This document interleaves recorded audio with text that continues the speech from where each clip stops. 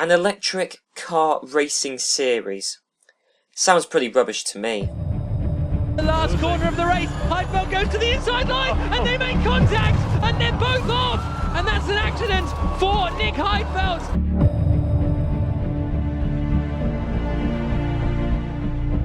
EDAMS have said that they thought the minimum pit stop time was 68 seconds. No. Not 58 seconds, and look at the times.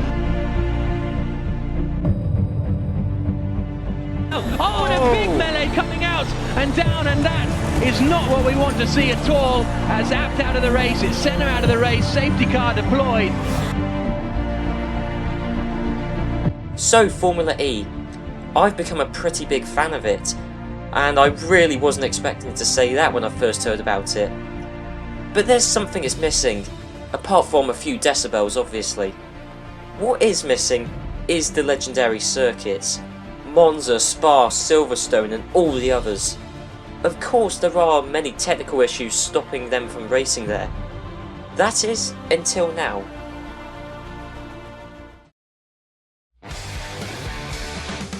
So here is a brief lowdown of how this season is going to run.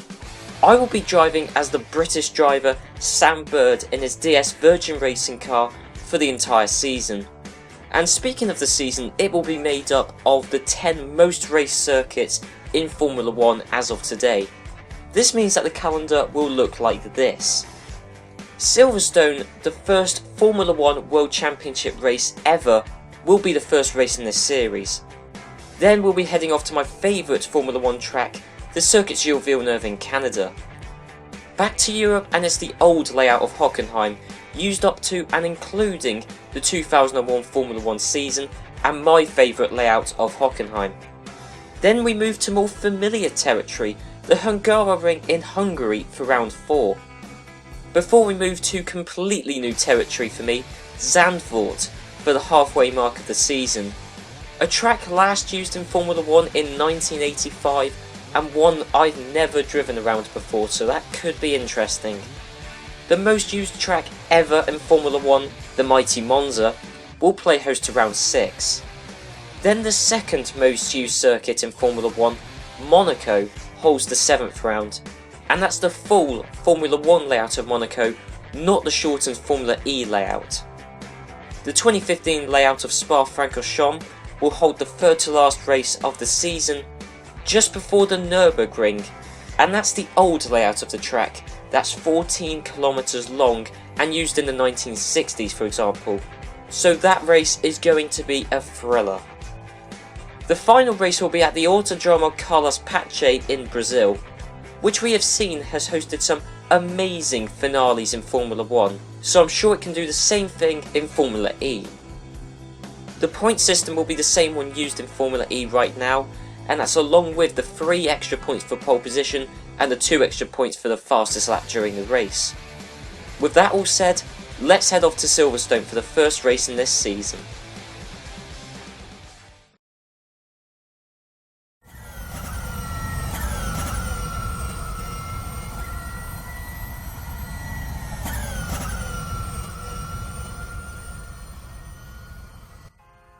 Okay, so hey guys, it's PSL here, and I've got rFactor, and we're here for a brand new series on my channel, Formula E on Formula 1 tracks, and this is on the WCP Formula E mod. I'll leave a link to WCP's Facebook page and website down in the description. Currently I'm using version 0.91 of the mod, but I believe 0.92 is out, and maybe even newer ones than that. But as you can see in practice, Jacques Villeneuve, the quickest guy in practice, and as you can see there, the field doing 2 9s, 2 10s. If you like Villeneuve, 2 8s. Villeneuve miles faster than the rest of the field in practice, and obviously Villeneuve has won here in Formula 1. Well, a slightly different layout of Silverstone, but he has won at Silverstone in 1997, obviously the year that he won the World Championship. Anyway, into qualifying, and me as Sam Bird, we come around and do a 2-minute 9.2, which, judging by the practice pace, should put us lower end of the midfield. And bear in mind, there's 3 points if you take pole position in Formula E, so you got to bear in mind, anybody who takes pole position has got an instant head start in the championship. And the end of qualifying, Bruno Senna in the Mahindra has taken pole position, just ahead of the two Edams cars of Prost and Buemi. So we're going to see a Senna-Prost battle there, but Senna has already got 3 World Championship points already. And where do we end up? Right at the back, because everybody was much quicker in qualifying, obviously, but the AI improved substantially, much more than I ever thought they would, so we're going to have to watch out for that in future races. Really, all the AI miles quicker than me, apart from Robin Freins, who starts next to me in the Amlin Andretti. Anyway, onto the grid, and we got 3 lights, 4 lights, 5 lights, and the British e-prix at Silverstone is a go, off to a smoky start. We're smoking those Michelin tyres right at the start of the Silverstone e-prix. And we're looking to make a move on Robin Freins in that Amlin Andretti. That's also Nelson Piquet Jr. at the back in that other blue car. We've got wings flying there. That is the rear wing off, and we also saw a front wing come off of someone. We'll have to look at that in a second, but coming down, and we're trying to make a move on Piquet, but he absolutely shuts the door on us.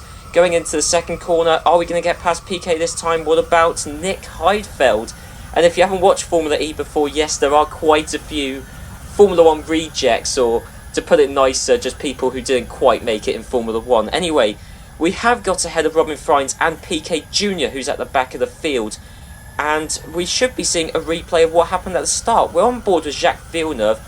Now he goes into the back of Antonio Felix da Costa, and that's what we saw there. So Villeneuve has lost his front wing, and da Costa has lost his rear wing, so both of those guys are going to have to come into the pits to, well, repair their damage. So that's ruined both of their races, and now we're trying to get past the other Amlin Andretti. What am I saying? No, hang on, Robin Freins got back past us, okay.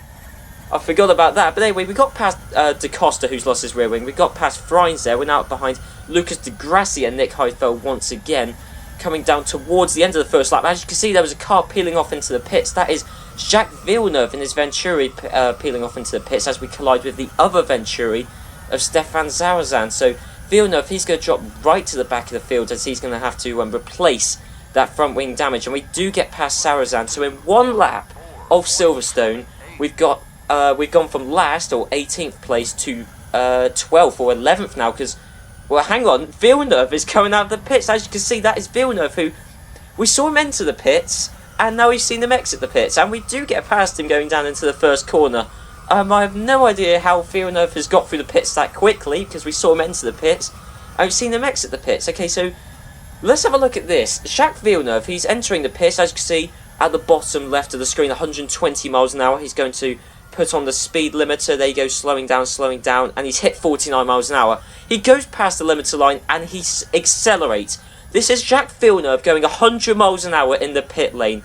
And don't worry, he's braking down to 25 miles an hour and then just accelerates away. So not only did he speed in the pit lane, he also didn't even replace his damage. And I've no idea what he's done there, because he's lost a couple of places. It's not even like it's a shortcut. He comes up behind Jean-Eric Vergne, and then there's our Sam Bird getting past Jacques Villeneuve. So I've no idea what Villeneuve's done. He's cheated. He's just been dangerous. He's been stupid. Da Costa does come into the pits to replace his rear wing, and we should see him exit the pits. But he's pitted. Oh my word! He's pitted and gone towards the pit wall. So Da Costa's out of the race because he drove into the pit wall. I mean, wow. Okay, Da Costa's ruined his own race there. So we're down to 17 runners in this race, right up behind my teammates Jean-Eric Vergne in the other DS Virgin Racing car, doing Richard Branson proud. Although we are down in 9th and 10th, so not really doing the Virgin team that proud there, but still 9th place. We've side through half of the field already, now up behind Daniel Abt in the Abt Audi Schaeffler Motorsport. I think that's the full name of the team, something like that. But anyway, down to the first corner, a popular overtaking position, well, just for me really, but I've made quite a few places there, and we've got past Abt, and judging by the race position counter, Vergne has also got past Abt as well. Now we're behind Buemi, and Buemi qualified in 3rd, so I have no idea what he's doing down in 7th place. Anyway, Villeneuve, he does a lap or two later come into the pits to replace his front wing, and then he's just taking it straight off again. And his tyre, and I don't know what's happening here. I mean, this is the WCP Formula E mod, and I'm using the WCP Silverstone track, so I don't know what's going on there. But anyway, this is a battle for the lead, and Nico Prost. We got a Prost versus Senna battle, and Nico Prost challenging for the lead of the race. Nico Prost round the outside of Luffield, and he's got past Bruno Senna. Nico Prost leading the race in that super fast E-Dams car. Bruno Senna, I will be honest, massively outperforming his Mahindra car. There's the other E-Dams car, Buemi, who, as I said, I don't know how he's dropped down from 3rd to 7th, but something what happened at the start there. Anyway, and whoa, we got some chaos up there. That is Jerome D'Ambrosio, who went into the back of Simona Di Silvestro. So that's another couple of cars that have lost a front wing stroke rear wing. And there's Di Silvestro, you can see up ahead without her rear wing. But we've gained a couple of places out of that thanks to D'Ambrosio and Silvestro's accident. Let's have a look at this. So we got Silvestro in the blue car, D'Ambrosio in the red car, and yeah, D'Ambrosio misjudges his braking, goes straight into the back of Silvestro, and that's ruined both of their races there. D'Ambrosio losing a couple of places, so does Silvestro. They'll come into the pits on the next lap after they've had time, or the team's had time to prepare a new front wing and rear wing. And now Jean-Eric Vergne, now, as you can see up ahead, there's Sam Bird on the left and Buemi on the right. So Vergne, he's going to see this epic battle between us and Buemi as we do get past Buemi, and Vergne has lost his front wing on the back of Buemi. So that's 3 cars in the series of 2 corners that have lost aerodynamic parts. And they're all now pitting out of sync with everyone else. As you can see, we're going to get past Silvestro, and we're up into the dizzying heights of 5th place. I never thought I'd do so well. I mean, I literally only got rFactor a couple of weeks ago, and now look, I mean, the first race in this series, I'm up into 5th place. Now, Oliver Turvey is going to try and get past Bruno Senna. The battle for 2nd place, you've also got Nathaniel Berton right behind, but Oliver Turvey has got past Bruno Senna. So Bruno Senna's 3rd, Oliver Turvey 2nd, and Nico Prost in 1st. And now Turvey's going to be chasing after Nico Prost. We're assuming he's got the pace on Prost. Anyway, speaking of Nathaniel Berton, we're now right up behind him. He's in 5th place, 6th place. Well, it's because a couple of people going into the pits. There's Vergne into the pits. We do get past Berton going on to start the 5th lap of the race. And yeah, so we're up into 4th place. Now, right behind Bruno Senna, who's really slow. I mean, you can hardly see Turvey and Prost off into the distance. So Senna, we do breeze past Senna. I don't know how Senna was able to get pole position because he's got no race pace. But anyway, we do get past Senna, up into 3rd place. Now, can we catch up to Turvey and Prost? That's what we got to find out.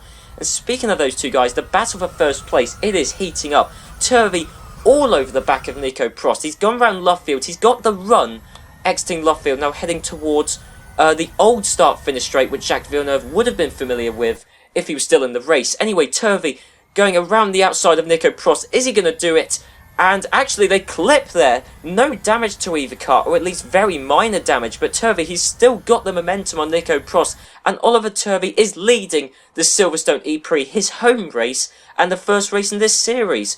So, Oliver Turvey there, wow, he's doing a stellar job. Anyway, we're going to come into the pits because I set the fuel usage to × 2, I believe, which means the fuel could do, or the energy technically could do 10 laps. I will change that. I will mention the fuel usage at a later stage. Anyway, we just about put the pit limiter on in time. As you can see, Turvey and Prost, we were struggling to keep up to those two, actually. They were just breezing away from us. We were keeping pace, and what's that? There's been a collision up ahead. Nico Prost has gone into the back of Oliver Turvey in the pit lane. Let's have a look at this from Nico Prost's perspective.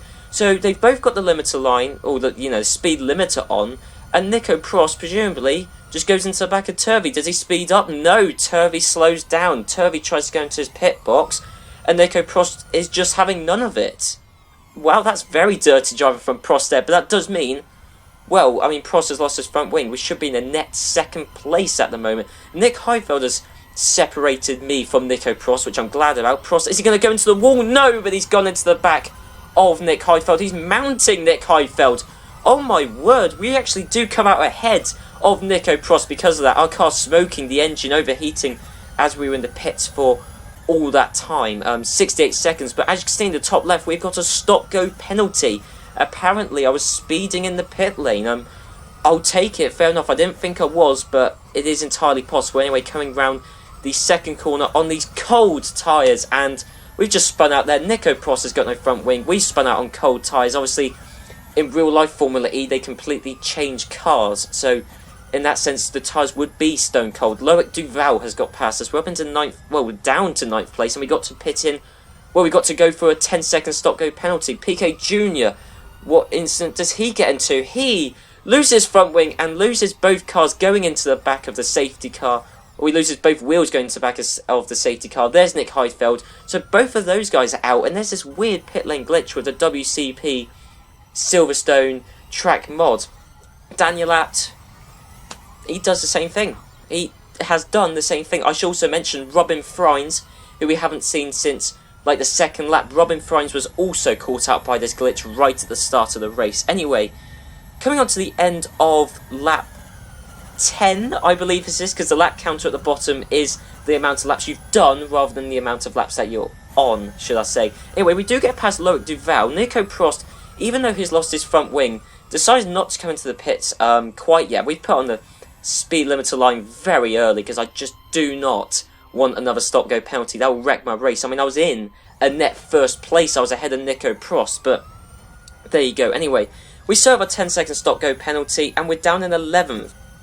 We're actually last of everyone who is still left in the race, actually. So things aren't looking good. Nathaniel Burton down in 10th, which is weird considering he was up in 5th place early on in the race. Anyway, some guys have got to come into the pits for damage and for different strategy reasons. Anyway, Burton, we've got past him. Nico Prost, he's got to replace his front wing, and we just about come out ahead of Nico Prost. It says we're good. Yeah, there he is. He's not that far behind us, and us and Prost, we were in the net first and second positions, and well, this race we've been completely screwed over. Burton, and I just don't even know what is happening this race. Burton out, and the reason he was in the pit is because he had some damage from a previous pit lane glitch. So he's done the same thing twice in the space of a few laps. Anyway, we're up into 9th place. Now Burton's out and Prost is behind us. Now we got D'Ambrosio, Verne and Silvestro. Those are the three guys that had incidents early on in the race. They had to pit in early on, so they're doing 2 stops. They're the only cars to do 2 stops, but we come up behind all of them, even though we were in the net first place. You know, the stop-go penalty has screwed us over, and those guys who've had to pit twice, they're the only cars to pit twice this race.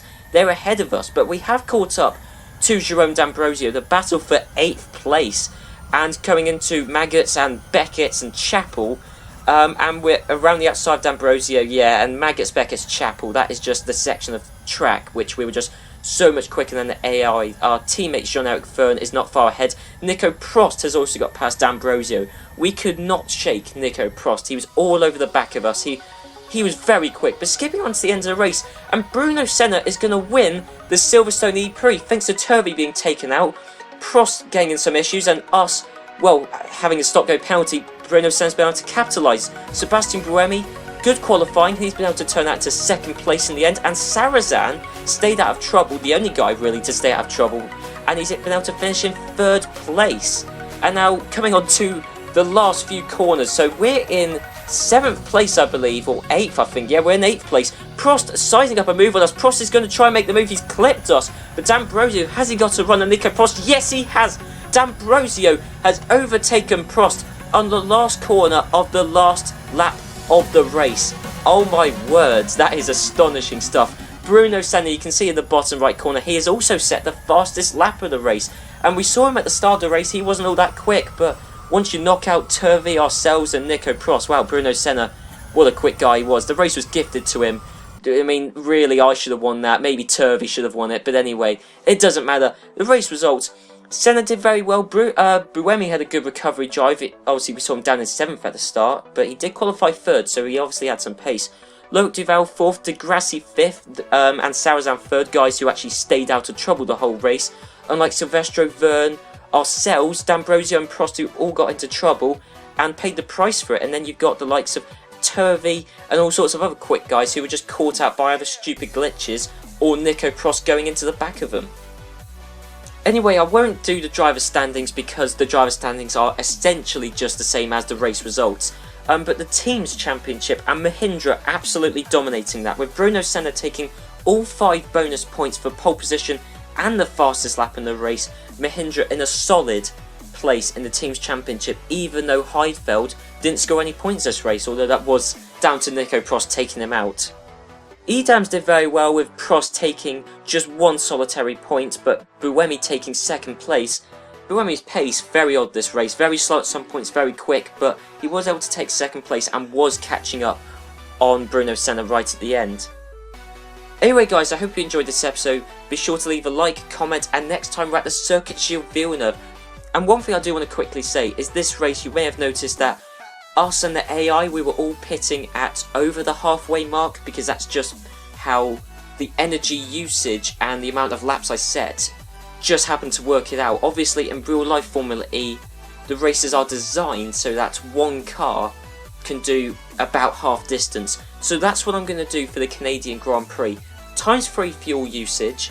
That means they'll only be able to do 9 laps, and we're going to have an 18 lap race. So there will be emphasis on fuel consumption. And that means that the format of the race will be more similar to that you see at a Formula E weekend, where a car does a half distance and then the other car does the other half distance, rather than this, which was more 2/3 and a third distance each. So anyway, yeah, look forward to that, and less pit lane glitches in Canada. I can assure you we won't see cars slamming themselves into the wall in Canada, I promise you. So I'll see you then.